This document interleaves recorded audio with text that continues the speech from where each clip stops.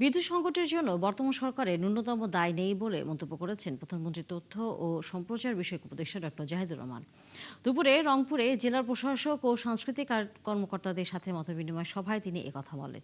জাহিদুর রহমান বলেন, বিগত সরকার ভোট চুরির মাধ্যমে অনন্তকাল ক্ষমতায় থাকতে চেয়েছিল, তারা জনগণের জন্য ভাবেনি। তবে বর্তমান সরকারের লক্ষ্য জনগণের জন্য কাজ করা এবং প্রশাসনের প্রতিটি পর্যায়ে দায়িত্বশীলতা নিশ্চিত করা। তাই কর্মকর্তাদের জনগণের প্রত্যাশা ও প্রয়োজনকে গুরুত্ব দিয়ে দায়িত্ব পালনের আহ্বান জানান তিনি।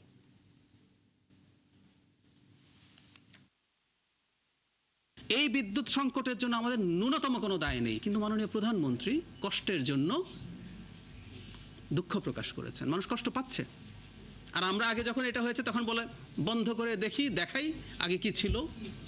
এইসব কথাবার্তা প্রবণতা নেই।